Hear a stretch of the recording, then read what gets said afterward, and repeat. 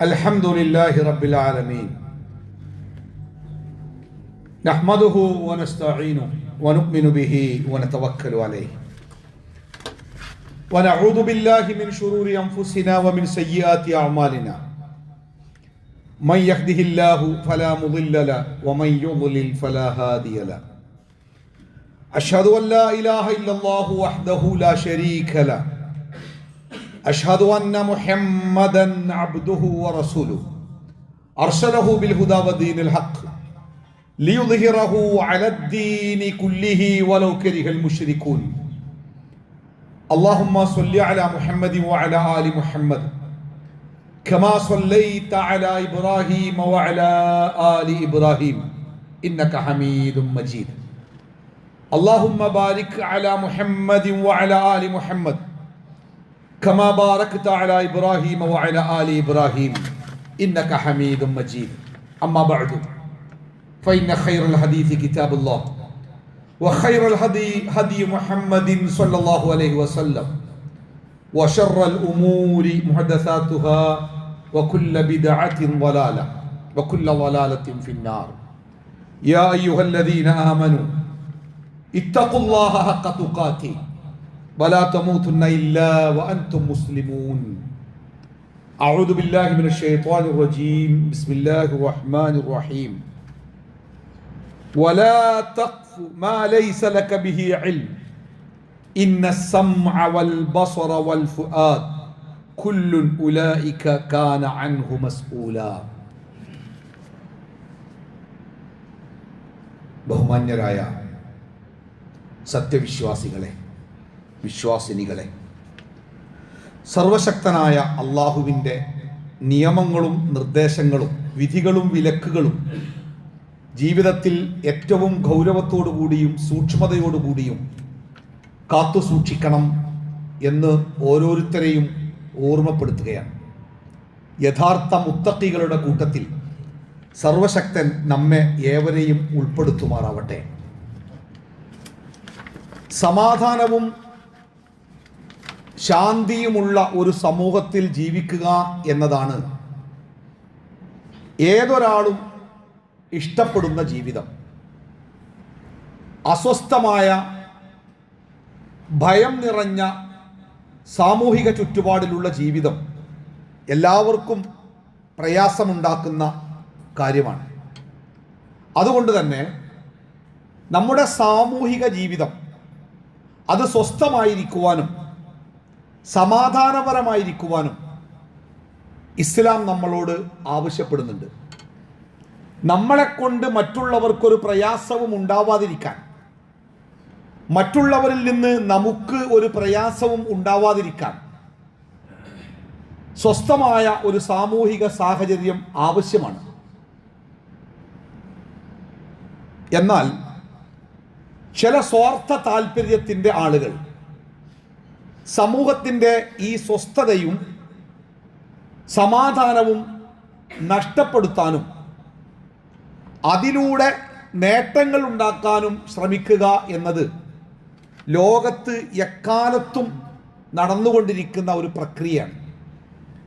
സാധാരണ മലയാളത്തിൽ ഒരു പഴമൊഴി പോലെ പറയാറുണ്ടല്ലോ, കലക്കവെള്ളത്തിൽ മീൻ പിടിക്കുന്നവർ എന്നത്. പണ്ട് കാലത്തൊക്കെ വയലുകളിലും തോടിലുമൊക്കെ മീൻ പിടിക്കാൻ പോകുമ്പോൾ മീൻ പിടിക്കാൻ കാണുന്ന ഒരു തന്ത്രമാണ് വെള്ളം നന്നായിട്ട് കലക്കിയിട്ട് അതിൽ നിന്ന് പൊന്തി വരുന്ന മത്സ്യങ്ങളെ പെട്ടെന്ന് പിടിക്കാനാവും എന്നത്. അതുപോലെ സമൂഹത്തെ ആകപ്പാടെ കലക്കിയെടുത്ത് അതിൽ നിന്ന് നേട്ടമുണ്ടാക്കാൻ ശ്രമിക്കുന്ന ചില ആളുകൾ, പ്രത്യേകിച്ച് അധികാരം ആഗ്രഹിക്കുന്ന ആളുകൾ, ഭൗതികമായ നേട്ടങ്ങൾ ആഗ്രഹിക്കുന്ന ആളുകൾ, പണമുണ്ടാക്കാൻ ആഗ്രഹിക്കുന്ന ആളുകൾ, ഇവരൊക്കെ ഈ അസ്വസ്ഥതകളെയും അരാജകത്വത്തെയും ഇഷ്ടപ്പെടുന്നവരാണ്.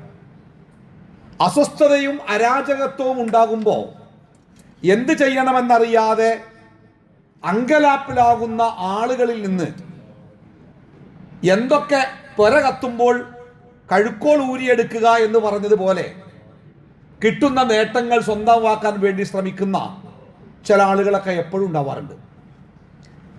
ഇസ്ലാമിനെ സംബന്ധിച്ചിടത്തോളം റസൂലുള്ളാഹി സ്വല്ലല്ലാഹു അലൈഹി വസല്ലം പറഞ്ഞു, ഒരു മുസ്ലിമിൻ്റെ നാവിൽ നിന്നും അവൻ്റെ കയ്യിൽ നിന്നും മറ്റുള്ളവർ സുരക്ഷിതരായിരിക്കണം. അങ്ങനെ സുരക്ഷിതനായിരിക്കുമ്പോഴേ അയാൾക്ക് മുസ്ലിം എന്ന് പറയാൻ പറ്റുള്ളൂ എന്നാണ്. ഞാൻ സമൂഹത്തിന് ഒരു ഭാരമാണെങ്കിൽ, ഞാൻ സമൂഹത്തിന് ഒരു ഭയമാണെങ്കിൽ, ഞാൻ സമൂഹത്തിൽ നാശനഷ്ടങ്ങൾ ഉണ്ടാക്കാൻ ശ്രമിക്കുന്ന ഒരാളാണെങ്കിൽ, ഞാൻ സമൂഹത്തെ ഭിന്നിപ്പിക്കാൻ ശ്രമിക്കുന്ന ആളാണെങ്കിൽ എനിക്ക് മുസ്ലിം ആവാൻ ഇത്തിരി പ്രയാസമാണ്. അങ്ങനെയാണ് മതം നമ്മളെ പഠിപ്പിക്കുന്നത്. വർത്തമാനകാലത്ത് നമ്മളൊക്കെ ജീവിച്ചിരിക്കുന്ന സമൂഹത്തിൽ അരക്ഷിതാവസ്ഥ ഉണ്ടാക്കിയെടുത്ത് അത് മുതലെടുത്ത് അധികാരത്തിൻ്റെ ചവിട്ടുപടികൾ കയറാൻ ശ്രമിക്കുന്ന ആളുകൾ വർത്തമാനകാല ലോകത്തിൻ്റെ തന്നെ ഒരു പരിച്ഛേദമാണ്.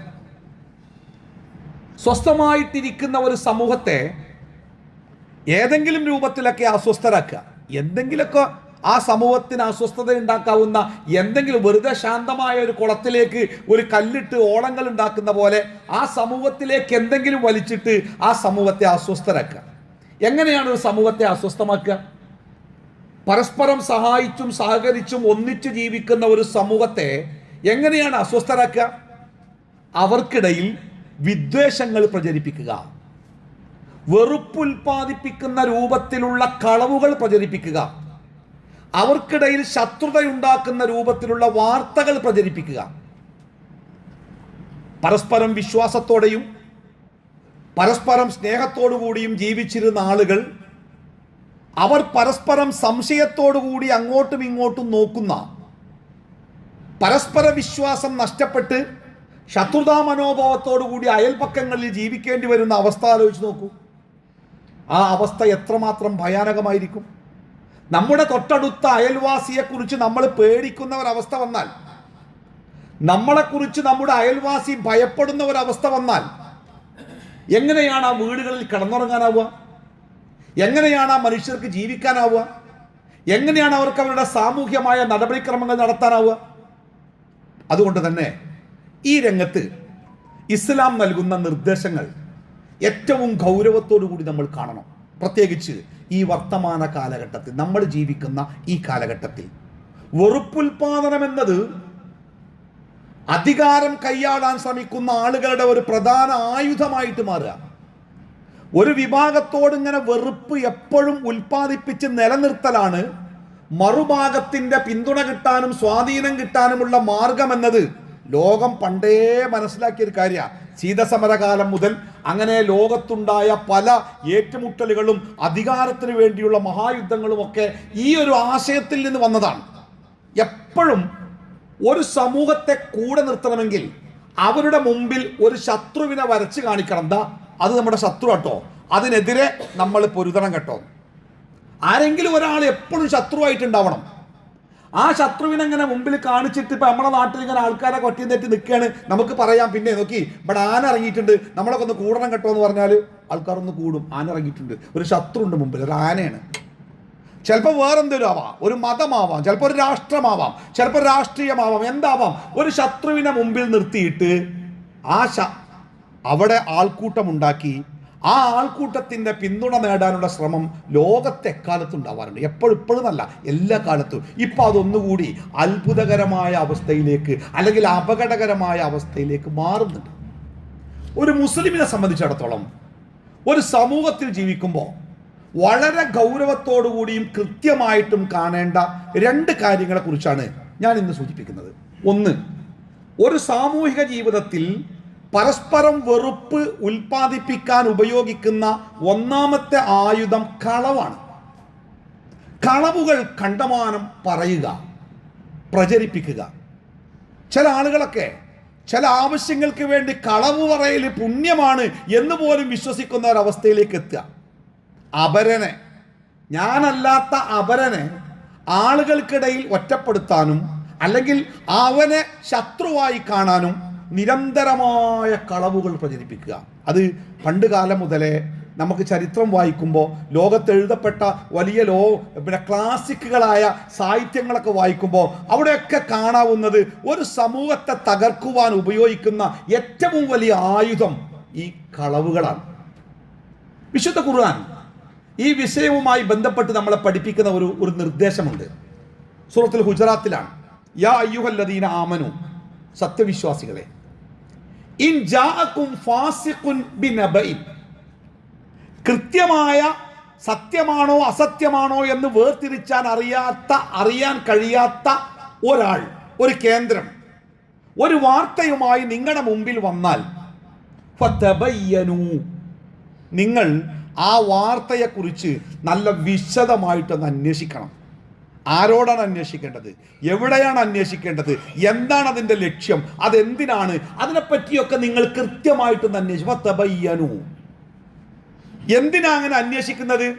അൻ തുസീബു ഖൗമൻ ബിജഹാലത്തിൻ, കാര്യത്തെക്കുറിച്ച് വേണ്ടത്ര വിവരമില്ലാതെ കേട്ടത് പാതി കേൾക്കാത്ത പാതി കാള വെറ്റപ്പോൾ കയറെടുക്കുന്നത് പോലെ നമ്മൾ അതിലേക്ക് എടുത്തു ചാടിയാൽ, അൻ തുസീബു ഖൗമൻ ബിജഹാലത്തിൻ, നിങ്ങളുടെ വിവരക്കേട് കൊണ്ട് സമൂഹത്തിന് വലിയ വിപത്ത് ബാധിക്കാൻ സാധ്യതയുണ്ട്. ഈ വർഗീയതയുമായി ബന്ധപ്പെട്ടൊക്കെ ചില അഡ്രസ് ഇല്ലാത്ത വാർത്തകൾ വരുമ്പോൾ ആ വാർത്തകൾ പ്രചരിപ്പിച്ചാൽ ഉണ്ടാകുന്ന അപകടങ്ങൾ, രാജ്യത്തിന്റെ ചില ഭാഗങ്ങളിലൊക്കെ കള്ളന്മാരും കൊള്ളക്കാരും ഗ്രാമങ്ങൾ തന്നെ കൊള്ളയടിക്കാൻ ഉപയോഗിക്കുന്ന മാർഗം എന്താ അറിയോ? അവിടെ ഇത്തരം വർഗീയതയുമായി ബന്ധപ്പെട്ട ചില വാർത്തകൾ ഭീകരമായിട്ട് പ്രചരിപ്പിക്കുക, ആളുകളോടൊക്കെ വീട് വിട്ടുപോകാൻ ആവശ്യപ്പെടുക, എല്ലാവരോടും പള്ളികളിലോ അതുപോലത്തെ സ്ഥലങ്ങളിലോ അഭയം തേടാൻ ആവശ്യപ്പെടുക. ഇതിന്റെ സോഴ്സ് എവിടുന്നാന്ന് അറിയില്ല, ആരാ പറഞ്ഞെന്നറിയില്ല, എവിടുന്നാ വന്നെന്നറിയില്ല. സാധുക്കള് വാതിൽ പോലും അടക്കാതെ വീട് വിട്ടോടുക. അത്തരം വീടുകൾ കള്ളന്മാരും കൊള്ളക്കാരും കൊള്ളയടിക്കുക. നിങ്ങളുടെ വിവരക്കേട് കൊണ്ട്, അറിവില്ലായ്മ കൊണ്ട്, സത്യമാണോ അസത്യമാണോ എന്ന് കൃത്യമായി നിശ്ചയിക്കാത്ത ഒരു വാർത്തയുമായി നിങ്ങൾ പുറപ്പെട്ടാൽ ഫതുസ്ബിഹു അലാ മാ ഫഅൽതും നാദിമീൻ, പിന്നീട് നിങ്ങൾ ഈ ചെയ്തതിൻ്റെ പേരിൽ നിങ്ങൾ നന്നായിട്ട് ഖേദിക്കേണ്ടി വരും, സങ്കടപ്പെടേണ്ടി വരും. പടച്ചോനെ, ഇൻ്റെ അറിവുകേട് കൊണ്ട് എന്തൊക്കെ അപകടം ഉണ്ടായത്, എന്തൊക്കെ ദുരന്തം ഉണ്ടായത് നമ്മൾ ഖേദിക്കേണ്ടി വരും. ചില കുടുംബങ്ങളിലൊക്കെ ഒന്നോ രണ്ടോ വ്യക്തികൾ ചില വ്യാജ വാർത്തകൾ കൈമാറുമ്പോൾ അത് ആ കുടുംബത്തെ തന്നെ അരക്ഷിതാവസ്ഥയിൽ എത്തിക്കുന്ന ചില അവസ്ഥ നമ്മൾ കാണാറുണ്ട്. നോക്കൂ, അല്ലാഹു തആല വിശുദ്ധ ഖുർആനിൽ നമ്മളെ പഠിപ്പിച്ച ഒരായത്താണ് ഞാൻ നിങ്ങളെ ഓതി വെച്ചത്. സൂറത്ത് ഇസ്രായിലെ 36-ാമത്തെ ആയത്താണ്. വലാ തഖ്ഫു മാ ലൈസ ലക ബിഹി ഇൽമുൻ, നിനക്ക് കൃത്യമായ അറിവില്ലാത്ത ഒരു വർത്തമാനത്തിന്റെ പിന്നാലെ നീ പോകരുത്. നിനക്ക് കൃത്യമായ അറിവില്ലാത്ത എന്താണ്, അത് ശരിയാണോ അത് തെറ്റാണോ, എന്താ അതിന്റെ അവസ്ഥ, അത് കൃത്യമായിട്ട് അറിയാത്ത ഒരു വാർത്തയുടെ പിന്നാലെ നീ പോകരുത്, അതിന്റെ മേലെ കയറി നിൽക്കരുത്. കാരണം ഇന്ന സമഅ വൽ ബസറ വൽ ഫുആദ കുല്ലുൻ ഉലൈക കാന അൻഹു മസ്ഊല, നിങ്ങളുടെ കേൾവി, നിങ്ങളുടെ കാഴ്ച, നിങ്ങളുടെ ബുദ്ധി, ഇതുകൊണ്ടൊക്കെ നിങ്ങൾ ചെയ്യുന്ന പ്രവർത്തനങ്ങളെക്കുറിച്ച് നാളെ റബ്ബിന്റെ മുമ്പിൽ നിങ്ങൾ ചോദിക്കപ്പെടുക തന്നെ ചെയ്യും. നീ ആ കണ്ടത് നീ കണ്ടോ, നീ കേട്ടോ, എന്താ കേട്ടത്, നീ എന്താ അതിനെപ്പറ്റി മനസ്സിലാക്കിയത്, നീ എന്താ ചിന്തിച്ചത്, നീ എങ്ങനെ അത് കൈകാര്യം ചെയ്തു. ഇന്ന സമഅ, നിങ്ങളുടെ കേൾവി, വൽ ബസറ, നിങ്ങളുടെ കാഴ്ച, വൽ ഫുആദ്, നിങ്ങളുടെ ബുദ്ധി, കുല്ലുൻ ഉലൈക കാന അൻഹു മസ്ഊല, അതിനൊക്കെ അള്ളാഹു നിശ്ചയിക്കപ്പെട്ട ബാധ്യതകളുണ്ട്, ദൗത്യങ്ങളുണ്ട്. അതിനെക്കുറിച്ച് നാളെ അള്ളാഹുവിന്റെ അടുക്കൽ നിങ്ങൾ ചോദിക്കപ്പെടുക തന്നെ ചെയ്യും. റസൂലുള്ളാഹി സ്വല്ലല്ലാഹു അലൈഹി വസല്ലം പറയണേ, കഫാ ബിൽ മർഇ കദിബൻ, ഒരു മനുഷ്യൻ കളവ് പറയുന്നവനാകാൻ ഇത് മദീന. ഏത് മതി? അൻ യുഹദ്ദിസ ബികുല്ലി മാ സമിഅ, കേട്ടത് മുഴുവനും പറഞ്ഞു. ഞാൻ അവിടുന്ന് കേട്ടതാണ്, എനിക്കൊന്നും അറിയില്ല കേട്ടോ, ഞാൻ അവിടുന്ന് കേട്ടതാണ്, ഞാൻ ഓല് പറഞ്ഞപ്പോൾ കേട്ടതാണ്, ഞാൻ ഓരോ സംസാരം കേട്ടതാണ്, ഞാനിങ്ങനെ അവിടുന്ന് കേട്ടതാണ്, ഞാൻ വാട്സാപ്പിൽ നിന്ന് കേട്ടതാണ്. ആ കേട്ട വർത്തമാനങ്ങൾ മുഴുവനും അതിൻ്റെ നിജസ്ഥിതി അറിയാതെ അത് മറ്റുള്ളവരോട് പറയുക എന്നത് മതി ഒരാൾ കളവ് പറയുന്നവനാവാൻ. ഈ കളവ് പറയുന്നവൻ്റെ അവസ്ഥ നിങ്ങൾക്കറിയോ? ഞാനത് പറഞ്ഞു, അത് ഞാൻ ആ കളവിനെ കുറിച്ചൊന്ന് പറഞ്ഞുതരാം. റസൂലുള്ളാഹി സ്വല്ലല്ലാഹു അലൈഹി വസല്ലം ഒരു ദിവസം സഹാബത്തിന് പറഞ്ഞു കൊടുക്കുകയാണേ, സ്വഹാബത്തെ, എനിക്ക് അല്ലാഹു സുബ്ഹാനഹു വ തആല ആകാശ ലോകത്തേക്ക് എന്നെ കൊണ്ടുപോയിട്ട് അവിടെ ചില കാഴ്ചകൾ കാണിച്ചു തന്നു. ആ കാഴ്ചകളിൽ ഭീകരമായ കാഴ്ചകൾ ഉണ്ടായിരുന്നു. ചില ശിക്ഷകൾ, ചില കുറ്റവാളികൾക്ക് കിട്ടാനിരിക്കുന്ന ശിക്ഷയുടെ രൂപങ്ങൾ ഉണ്ടായിരുന്നു. അതിൽപ്പെട്ടതാണ് ഒരു മനുഷ്യൻ മലർന്നു കിടക്കുന്നു. ആ മലർന്നു കിടക്കുന്ന മനുഷ്യന്റെ ഈ കഴുത്തിന്റെ ഭാഗത്ത് നിന്ന് ഒരു കൊളുത്തിയിട്ട് അതിങ്ങോട്ട് വലിച്ചിട്ട് അവന്റെ ചുണ്ട് വരെ അതിങ്ങോട്ട് ചീന്തി എടുക്കുന്ന, ഈ മാംസഭാഗം ഇങ്ങനെ വലിച്ചു കണ്ട് ചീന്തും. ആ ഭാഗത്തുനിന്നും ഈ ഭാഗത്തുനിന്നും അവന്റെ വായയും ഈ പൊളിച്ച ഭാഗവും കൂടി ഒന്നായിത്തീരും. മുഖം ഇങ്ങനെ രണ്ട് പിളർപ്പായിത്തീരും. അങ്ങനെ വലിച്ചു കീറി അവൻ വേദന കൊണ്ട് പെടയുമ്പോൾ തന്നെ വീണ്ടും അത് പഴയതുപോലെ ആകും. ആ തൊലിയൊക്കെ പഴയ രൂപത്തിലാവും. പിന്നെയും അത് വലിച്ചു കീറിക്കൊണ്ട് ഒരു ചെറിയ ഷേവ് ചെയ്യുമ്പോൾ ഒരു ബ്ലേഡ് ഇങ്ങനെ പോറിയാൽ അതിന്റെ വേദന നമുക്കറിയാലോ. ഇത് ആലോചിച്ച് നോക്കി, ഇവിടെ ഇങ്ങനെ ഒരു സാധനം ഇങ്ങോട്ട് ആഴ്ത്തിയിട്ട് അതിങ്ങോട്ട് വായയുടെ ആഴത്തിൽ ഇങ്ങോട്ട് വലിച്ചു കീറുമ്പോൾ ആ മനുഷ്യൻ അനുഭവിക്കുന്ന വേദന അല്ലേ, ഇതിങ്ങനെ ആവർത്തിച്ചു കൊണ്ടിരിക്കുക. അപ്പോ റസൂലുള്ളാഹി സ്വല്ലല്ലാഹു അലൈഹി വസല്ലമ ചോദിക്കുന്നുണ്ട്, തൻ്റെ കൂടെയുള്ള മലക്കുകളോടാ ചോദിക്കുന്നത്, ആരാണ് ഇവർ? ഇത് എന്ത് കുറ്റവാളികൾക്കുള്ള ശിക്ഷയാണ്? അപ്പൊ പ്രവാചകർ കിട്ടിയ മറുപടി എന്താ പറയുക?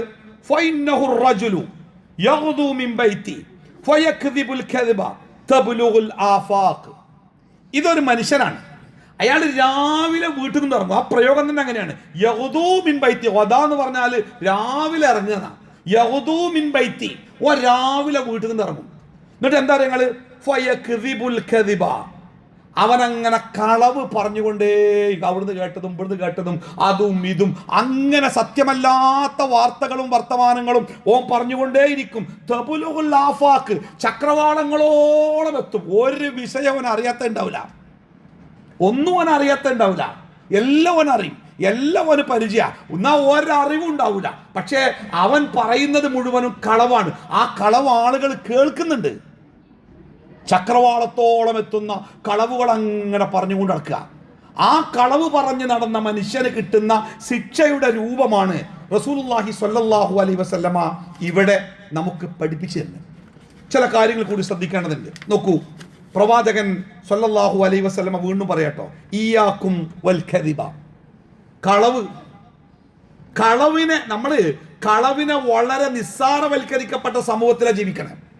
കളവ് പറയാതെ ജീവിക്കാൻ പറ്റൂല. കളവ് പറയാതെ ഒരു ഏർപ്പാട് ചെയ്യാൻ പറ്റൂല. കളവ് പറയാതെ രാഷ്ട്രീയം പറ്റൂല. കളവ് പറയാതെ മതം പറ്റൂല. കളവ് പറയാതെ ജീവിക്കാൻ പറ്റൂല എന്ന് വിശ്വസിക്കുന്ന ഒരു സമൂഹത്തിൽ നമ്മൾ ജീവിക്കുകയാണ്. ഇയ്യാക്കും വൽ കദിബ, നിങ്ങൾ കളവിനെ സൂക്ഷിക്കണം. കളവ് പറയുന്നതിനെ നിങ്ങൾ നന്നായിട്ട് സൂക്ഷിക്കണം. കാരണം ഫൈനൽ കദിബ യഹ്ദി ഇലൽ ഫുജൂർ, ഈ കളവുണ്ടല്ലോ എല്ലാ വൃത്തികേടിലേക്കും നിങ്ങളെ കൊണ്ടുപോകുന്ന.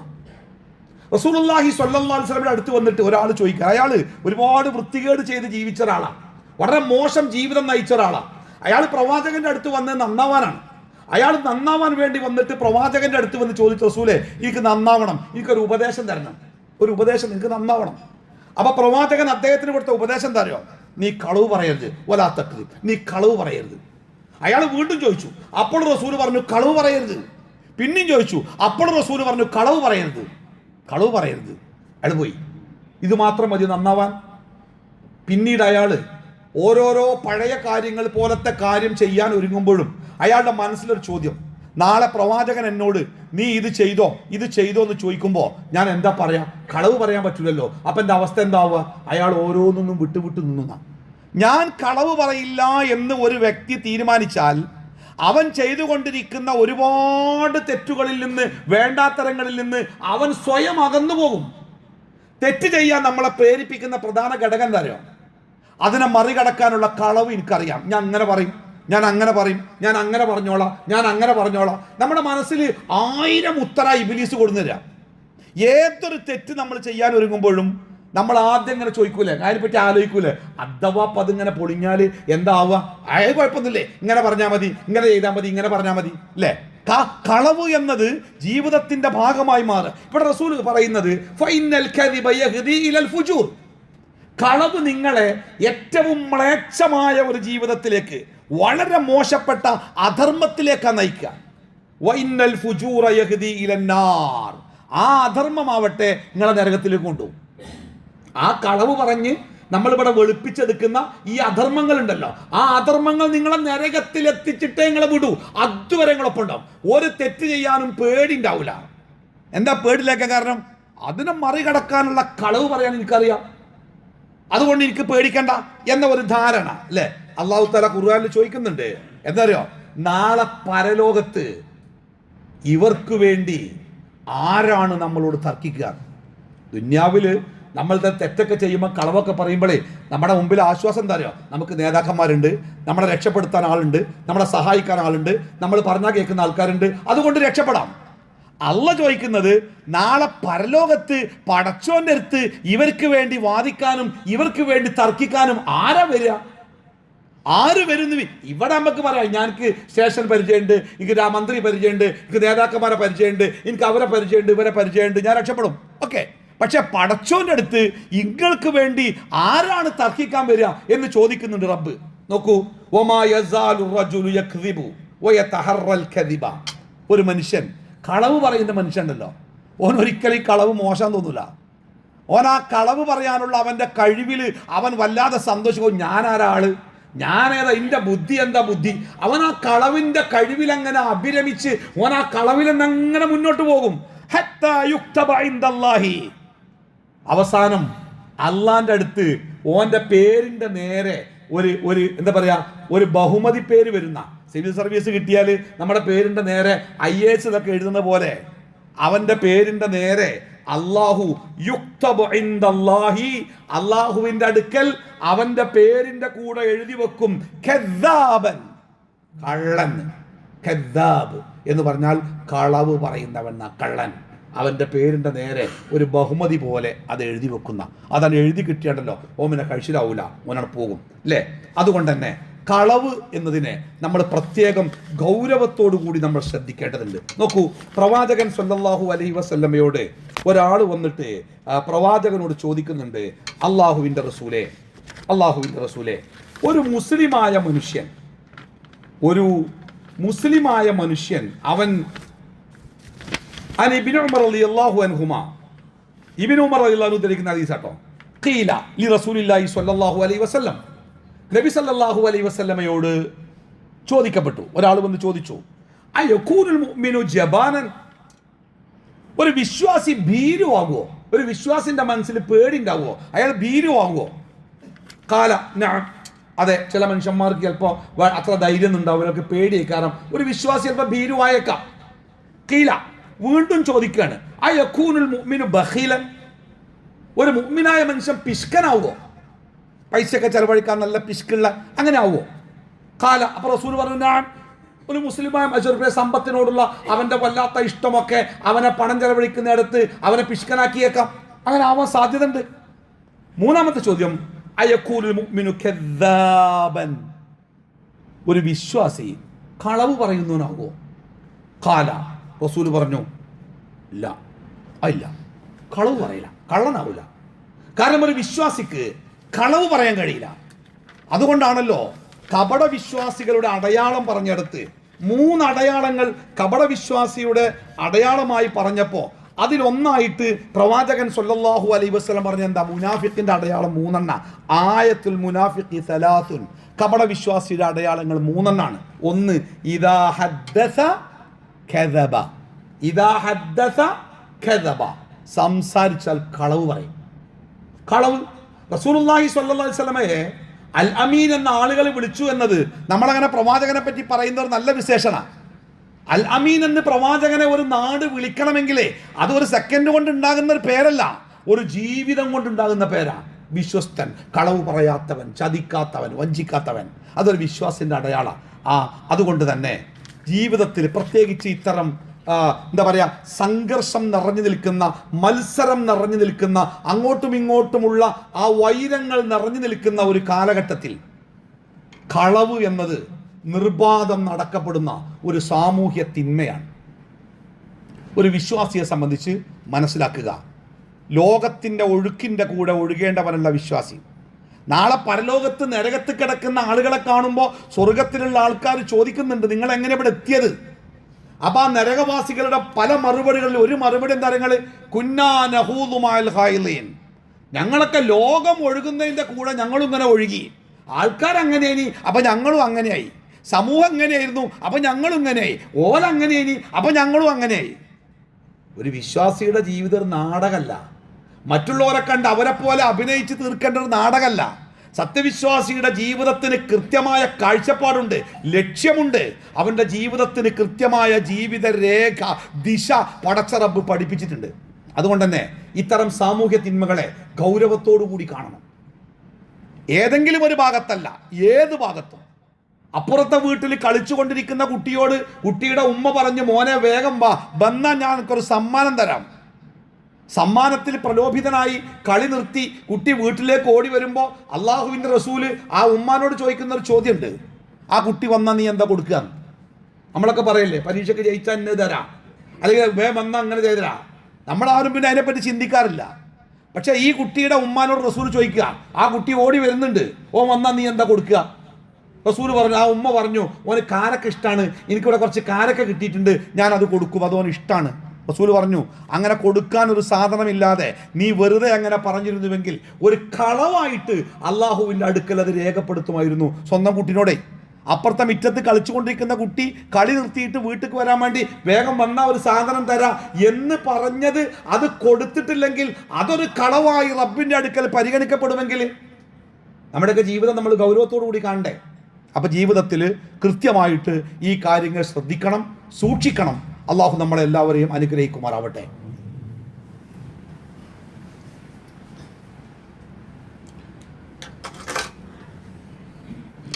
അൽഹംദുലില്ലാഹി റബ്ബിൽ ആലമീൻ വസ്സലാത്തു വസ്സലാമു അലാ റസൂലിഹിൽ അമീൻ വഅലാ ആലിഹി വസ്വഹ്ബിഹി അജ്മഈൻ. അമ്മാ ബഅദു അയ്യുഹന്നാസ് ഇത്തഖുല്ലാഹ്. അള്ളാഹുവിൻ്റെ വിധിവിലക്കുകൾ സൂക്ഷിച്ചു ജീവിക്കണമെന്ന് ഒന്നുകൂടി ഓർമ്മപ്പെടുത്തുകയാണ്. സാമൂഹ്യ മാധ്യമങ്ങൾ വല്ലാതെ സ്വാധീനം ചെലുത്തുന്ന ഒരു കാലത്താണ് നമ്മളുള്ളത്. പണ്ടൊക്കെ ഒരാൾ വീട്ടിൽ ഒറ്റയ്ക്കിരിക്കുക എന്ന് പറഞ്ഞാൽ അയാൾക്ക് മറ്റൊരാളുമായിട്ടൊന്നും ബന്ധമില്ലാതെ അയാൾക്ക് ഒറ്റയ്ക്കിരിക്കാം. ഇന്ന് ഒറ്റയ്ക്കിരിക്കുന്നവൻ്റെ കയ്യിലും ഒരു സ്മാർട്ട് ഫോൺ ഉണ്ടാവുമ്പോൾ അവൻ ഒറ്റക്കല്ല, അവൻ ലോകത്തിലെ കോടിക്കണക്കിന് മനുഷ്യന്മാരിൽ ഒരാളാണ്. അവരുമായി ബന്ധപ്പെടാനും അവർ പറയുന്നത് കേൾക്കാനും അവർ കാണിക്കുന്നത് കാണാനുമൊക്കെ ഇവൻ വിധിക്കപ്പെടുന്നുണ്ട്. ഇങ്ങനെ സാമൂഹ്യ മാധ്യമങ്ങൾക്ക് മുമ്പിൽ ഇരിക്കുന്ന ഒരു വ്യക്തിയെ സംബന്ധിച്ച് ഞാൻ ഈ പറഞ്ഞ കാര്യങ്ങൾ വളരെ പ്രസക്തമാണ്. ഇൻ ജാഅക്കും ഫാസിഖും ബിനബൈൻ ഫതബയ്യനു അൻ തുസീബു ഖൗമൻ ബിജഹാലത്തിൻ ഫതുസ്ബിഹു അലാ മാ ഫഅൽതും നാദിമീൻ. അല്ലേ, നമ്മുടെ മുമ്പിലേക്ക് വർത്തമാനങ്ങളും വാർത്തകളും വരുന്നത് വളരെ വേഗത്തിലാണ്. നൂറുകണക്കിന് ആയിരക്കണക്കിന് വർത്തമാനങ്ങളാണ് വരുന്നത്. ഈ വർത്തമാനങ്ങളുടെ സോഴ്സുകൾ എന്താണ്, ഇതാരാണ്, ഇതിന് സത്യമുണ്ടോ, ഇതിൻ്റെ അവസ്ഥ എന്താണ്, ഉദ്ദേശം എന്താണ്, ലക്ഷ്യം എന്താണ്, ഇതൊന്നും പലപ്പോഴും നമ്മൾ അറിയില്ല.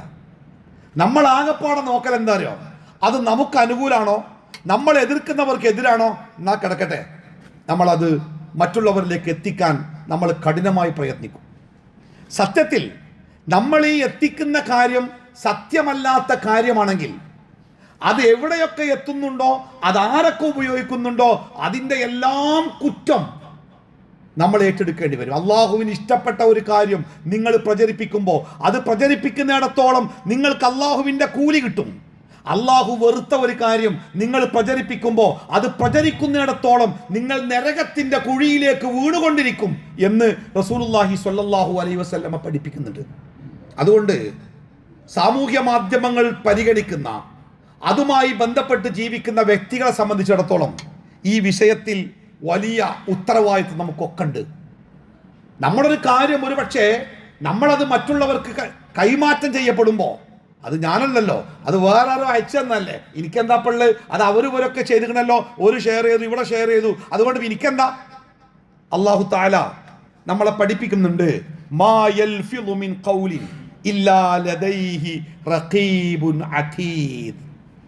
ഒരാശയം, ഒരു വാക്ക് അത് നിങ്ങൾ കൈമാറ്റം ചെയ്യപ്പെടുമ്പോൾ, അത് മറ്റൊരാളോട് പറയുമ്പോൾ റഖീബും അതീദും നിങ്ങളുടെ കൂടെ ഇല്ലാതെ പാതിരാത്രിക്ക് പോലും നിങ്ങൾക്ക് ഏർപ്പാട് ചെയ്യാൻ പറ്റൂല എന്നാ. ആരാണ് ഈ റഖീബും അതീദും? നമ്മുടെ കർമ്മങ്ങൾ രേഖപ്പെടുത്തുന്ന ആളുകളാണ്. അപ്പൊ നമ്മൾ ചെയ്യുന്ന കാര്യങ്ങളിൽ സത്യം, അതിൻ്റെ ധർമ്മം, അതിൻ്റെ മറ്റു കാര്യങ്ങൾ, ഇതൊക്കെ ഉറപ്പായതിനു ശേഷം പ്രവാചകൻ സല്ലല്ലാഹു അലൈഹി വസല്ലം പറയുന്നുണ്ട്, മൻ കാന യുഅ്മിനു ബില്ലാഹി വൽ യൗമിൽ ആഖിരി ഫൽയഖുൽ ഖൈറാ ഔ ലിയസ്മുത്. അല്ലാഹുവിലും അന്ത്യനാളിലും നിങ്ങൾക്ക് വിശ്വാസമുണ്ടെങ്കിൽ, പരലോകമുണ്ട്, സ്വർഗമുണ്ട്, നരകമുണ്ട് എന്നൊക്കെ നിങ്ങൾ കൃത്യമായിട്ട് വിശ്വസിക്കുന്നുണ്ടെങ്കിൽ നിങ്ങൾക്കൊരു ഗുണം ഉണ്ടാവണം. എന്താണ്? പറയുന്നത് സത്യമാവണം. ഫൽയഖുൽ ഖൈറൻ, നല്ലത് പറയാം. ഖലീഫ ഉമറിന്റെ അടുത്തേക്ക് ഒരാൾ വന്നിട്ട് പറയുന്നുണ്ട്, എനിക്ക് ഒരാളെ കുറിച്ച് നിങ്ങളോട് ചില കാര്യങ്ങൾ പറയാനുണ്ട്, എനിക്കത് പറയാൻ സമയം തരണം. അപ്പൊ ഖലീഫ ഉമർ അദ്ദേഹത്തോട് ചോദിക്കുന്നുണ്ട്, നീ ആ പറയുന്ന കാര്യം ഞാൻ കേട്ടത് കൊണ്ട് വല്ല നേട്ടം എനിക്കുണ്ടോ? ഇല്ല. നീ പറയുന്നത് കൊണ്ട് നിനക്കെന്തെങ്കിലും നേട്ടമുണ്ടോ? ഇല്ല. എന്നാൽ ആ കാര്യം പറയണ്ടെന്നാ പറഞ്ഞു അല്ലേ? അപ്പൊ ഖൈറായ കാര്യങ്ങൾ, നമ്മളൊരു കാര്യം മറ്റൊരാളോട് പറയുമ്പോൾ, അത് മറ്റൊരാൾക്ക് കൈമാറുമ്പോൾ അതിൽ ഒരു നന്മ ഉണ്ടായിരിക്കണം. നന്മ ഉണ്ടെങ്കിൽ ആ നന്മ അയാൾ ചെയ്താൽ അതിൻ്റെ കൂലി നമുക്ക് കിട്ടും, അത് അയാൾ കൈമാറിയാൽ അത് നമുക്ക് കിട്ടും, അങ്ങനെ കിട്ടും. പക്ഷെ അതിനൊരു മറുവശമുണ്ട്. നമ്മൾ ഈ കൈമാറുന്ന കാര്യം സത്യമല്ലാത്ത കാര്യമാണെങ്കിൽ, തെറ്റായ കാര്യമാണെങ്കിൽ, പ്രചരിപ്പിക്കാൻ പറ്റാത്ത കാര്യമാണെങ്കിൽ, അത് രഹസ്യമാക്കി വെക്കേണ്ട കാര്യമാണെങ്കിൽ, ചില കാര്യങ്ങളൊക്കെ അങ്ങനെയാണ്. റസൂലുള്ളാഹി സ്വല്ലല്ലാഹു അലൈഹി വസല്ലമ മക്ക വിജയത്തിന് വേണ്ടി മക്കയിലേക്ക് പുറപ്പെടാൻ തീരുമാനിച്ചു. വളരെ രഹസ്യമായിട്ടാണ് പ്രവാചകന്റെ യാത്ര. കാരണം അത് അവിടെ ചില പ്രശ്നങ്ങൾ ഉണ്ടാക്കും. അതുകൊണ്ട് തന്നെ രഹസ്യമായിട്ട് പുറപ്പെടാനാണ് തീരുമാനിച്ചത്. പക്ഷേ പ്രവാചകന് അള്ളാഹുവിൻ്റെ ഒരു വഹി കിട്ടി. പ്രവാചകന്റെ കൂടെയുള്ള ഒരാൾ മക്കയിലേക്ക് ഈ പുറപ്പെടലിനെ കുറിച്ച് ഒരു സന്ദേശം രഹസ്യമായിട്ട് അറിയിക്കാൻ ശ്രമിക്കുന്നുണ്ട്. ആ രഹസ്യ സന്ദേശവുമായി ഒരു സ്ത്രീ ഇന്ന വഴിയിലൂടെ യാത്ര പോകുന്നുണ്ട്. അള്ളാഹുവിൽ നിന്ന് കിട്ടിയ വഹിയാണ്. റസൂലുള്ളാഹി സ്വല്ലല്ലാഹു അലൈഹി വസല്ലമ അലി ഇബ്നു അബീ ത്വാലിബിനെയും ഒരാളെയും കൂടി ആ വഴിക്ക് പറഞ്ഞയച്ചു. അവരാ സ്ത്രീയെ പിടികൂടി. അപ്പോൾ ആ സ്ത്രീയുടെ കയ്യിൽ ഒരു കത്തുണ്ട്. ആ കത്ത് മദീനയിൽ പ്രവാചകന്റെ കൂടെയുള്ള ഒരു സഹാബി മക്കയിലേക്ക് കൊടുത്തയക്കുന്ന ഒരു സന്ദേശമാണ്. ഇങ്ങനെ രഹസ്യമായിട്ട് വരാൻ ഉദ്ദേശിക്കുന്നുണ്ട് എന്നൊക്കെ പറഞ്ഞിട്ട്. ആ വിവരം മക്കയിൽ അറിഞ്ഞാൽ പ്രവാചകന്റെ പ്ലാനുകളൊക്കെ പോളും. അതുകൊണ്ട് തന്നെ പ്രവാചകൻ സല്ലല്ലാഹു അലൈഹി വസല്ലമ ഈ സ്ത്രീയോട്, ആരാണ് ഈ കത്ത് എന്ന് ഏൽപ്പിച്ചത്? ആളെ കിട്ടി. ഒരു സഹാബിയാണ്, പ്രവാചകന്റെ കൂടെയുള്ള ആളാണ്. ഈ വിവരം അറിഞ്ഞപ്പോൾ മറ്റുള്ള സഹാബികളൊക്കെ പ്രകോപിതരായി. കൂടെ നിന്നിട്ട്, നമ്മുടെ ഒപ്പം നിന്നിട്ട് അവൻ നമ്മളെ ചതിച്ചല്ലോ, അവർ പ്രകോപിതരായി. റസൂലുള്ളാഹി സ്വല്ലല്ലാഹു അലൈഹി വസല്ലമ ആ സഹാബിയെ വിളിച്ചു, ഇവിടെ വാ, നീ എന്തിനത് ചെയ്തത്? അയാൾ പറഞ്ഞു, റസൂലേ, എൻ്റെ കുടുംബമുണ്ട് മക്കത്ത്, അവർ ഒറ്റപ്പെട്ട് ജീവിക്കുന്ന ഒരു കുടുംബം. മക്കയിൽ എന്തെങ്കിലും പ്രശ്നങ്ങൾ ഉണ്ടായാൽ അവരെ സംരക്ഷിക്കാൻ ആരുമില്ല. ആ കുടുംബത്തിനു നേരെ ഞാൻ, അത് എൻ്റെ കുടുംബമാണ് എന്നുള്ളത് കൊണ്ട് തന്നെ ആ കുടുംബത്തിനു നേരെ അക്രമങ്ങൾ ഉണ്ടാവാൻ വലിയ സാധ്യതയുണ്ട്. അവരെ സംരക്ഷിക്കാൻ ആരുമില്ല. ആ കുടുംബത്തിൻ്റെ അവസ്ഥ ഓർത്തപ്പോൾ ആ ഒരവസ്ഥയിൽ നിന്ന് അവർ രക്ഷപ്പെടാൻ വേണ്ടിയാണ് ഞാൻ ഈ സന്ദേശം നേരത്തെ കൊടുത്തയച്ചത്. പ്രവാചകന് അദ്ദേഹത്തിൻ്റെ മറുപടി മനസ്സിലായി. കുടുംബത്തോടുള്ള സ്നേഹം, അദ്ദേഹത്തിൻ്റെ നിഷ്കളങ്കത, അത് പ്രവാചകന് ബോധ്യമായി. അതിൻ്റെ പേരിൽ ഒരു നടപടികളും ഉണ്ടായില്ല. ചില കാര്യങ്ങൾ അങ്ങനെയാണ്. അത് എന്തിനാണ് എന്ന് മനസ്സിലാക്കാൻ, അത് എങ്ങനെയാണെന്ന് മനസ്സിലാക്കാൻ നമുക്ക് സാധിക്കണം. അതേപോലെ തന്നെ നമ്മൾ ശ്രദ്ധിക്കേണ്ട മറ്റൊരു കാര്യം, നമ്മുടെയൊക്കെ ജീവിതത്തിൽ സംശയത്തിൻ്റെ നിഴലുകളില്ലാതിരിക്കാൻ എപ്പോഴും ശ്രദ്ധിക്കണം. ഒരു ചെറിയ കറുത്ത ഒരു വരയുണ്ടായാൽ അതിനെ പൊലിപ്പിച്ചു പറയുന്ന ഒരു ഒരു കാലഘട്ടത്തിലാണ് നമ്മൾ ജീവിക്കുന്നത്. അപ്പൊ നമ്മുടെ ജീവിതവും സംശയത്തിൻ്റെ നിഴലിൽ നിന്ന് പുറത്തായിരിക്കണം എപ്പോഴും. റസൂലുള്ളാഹി സ്വല്ലല്ലാഹു അലൈഹി വസല്ലമ പള്ളിയിൽ ഈത്തിക്കാഫ് ഇരിക്കുന്ന സമയത്ത് പ്രവാചകനെ കാണാൻ പ്രവാചകന്റെ ഭാര്യ വന്നു, സഫിയ റളിയല്ലാഹു അൻഹ. വൈകുന്നേരം സമയമായി. പ്രവാചകന് സഫിയയെ ഒറ്റക്ക് വീട്ടിലേക്ക് പറഞ്ഞേക്കാൻ പ്രയാസമായി. പ്രവാചകൻ സഫിയയെ വീട്ടിൽ കൊണ്ടാക്കാൻ തീരുമാനിച്ചു. വൈകുന്നേരമായിട്ടുണ്ട്, ഇരുട്ട് വീണിട്ടുണ്ട്. ആ വഴിയിലൂടെ പ്രവാചകൻ സഫിയയും കൂട്ടി വീട്ടിലേക്ക് നടക്കുകയാണ്. അപ്പൊ 2-3 അൻസാരി ചെറുപ്പക്കാർ, മദീനക്കാരായ മുസ്ലിങ്ങളായ ചെറുപ്പക്കാർ ആ വഴി എങ്ങനെ പോകുന്നത്, പ്രവാചകനെ മറികടന്ന് കണ്ട് പോകുന്നത്. അവരൊന്ന് നോക്കി പ്രവാചകനെയും കൂടെയുള്ള സ്ത്രീയെയും. അവരിങ്ങോട്ട് പോകുന്നപ്പോൾ റസൂൽ അവർ വിളിച്ചു, ഒരു മിനിറ്റ് നിൽക്കണം കേട്ടോ. എന്നിട്ട് അവിടെ അടുത്ത് വന്നിട്ട് പറഞ്ഞു, ഇത് സഫിയാണ്, എൻ്റെ ഭാര്യയാണ് കേട്ടോ. എന്തിനാ പറഞ്ഞു? അവർ പറഞ്ഞു, റസൂലെ ഒന്നുമില്ല, റസൂലുള്ള ഇത്തിക്കാഫിരിക്കുന്ന പ്രവാചകൻ രാത്രിയുടെ ഇരുട്ടിൽ ഒരു പെണ്ണിന്റെ കൂടെ നടക്കുന്നുണ്ട് എന്നൊരു വർത്തമാനം ഉണ്ടാവാതിരിക്കാൻ റസൂൽ പറഞ്ഞു കൊടുത്തതാ ഇതിന്റെ ഭാര്യ കേട്ടോ. കൃത്യത, സുതാര്യത, ഇത് നമ്മുടെ ജീവിതത്തിൽ എപ്പോഴും ഉണ്ടായിരിക്കാൻ നമ്മൾ ശ്രദ്ധിക്കണം. ഒരു മുസ്ലിമിന്റെ ജീവിതം എന്ന് പറഞ്ഞാൽ അത് തട്ടിക്കൂട്ട് ജീവിതമല്ല. ലോകത്തിലെ ഏറ്റവും ശക്തമായ പരീക്ഷയ്ക്ക് വിധേയമാകുന്ന ജീവിതം. നന്നായി ശ്രദ്ധിക്കണം. ഒരു വോട്ടർ പട്ടികയിൽ നമ്മുടെ പേര് നഷ്ടപ്പെടുമോ എന്ന് പേടിച്ചിട്ട് നമ്മളൊക്കെ കാട്ടിക്കൂട്ടുന്ന ബേജാറത്രയല്ലേ. പടച്ച റബ്ബിന്റെ പരീക്ഷ വരുമ്പോ, അതിന്റെ റിസൾട്ട് വരുമ്പോ, ആ സ്വർഗത്തിലേക്കുള്ളവരുടെ പട്ടികയിൽ നമ്മുടെ പേരുണ്ടാവാൻ നമ്മൾ ജാഗ്രത കാണിക്കണ്ടേ, നമ്മൾ ശ്രദ്ധിക്കണ്ടേ. എല്ലാവരും പോണ പോലെ അങ്ങനെ അങ്ങോട്ട് പോകാൻ പറ്റിയ ആൾക്കാരല്ല നമ്മൾ.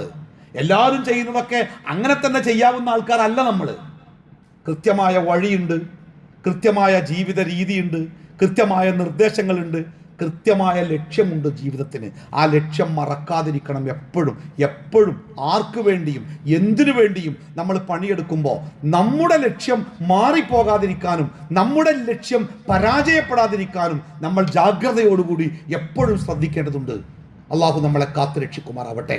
അള്ളാഹു താല ഇഷ്ടപ്പെടുന്ന യഥാർത്ഥമായ ഒരു മുഅ്മിനിന്റെ ജീവിതം നയിക്കാൻ അള്ളാഹു നമുക്കെല്ലാവർക്കും ഈമാനും ഇഖ്ലാസും പ്രദാനം ചെയ്യുമാറാവട്ടെ.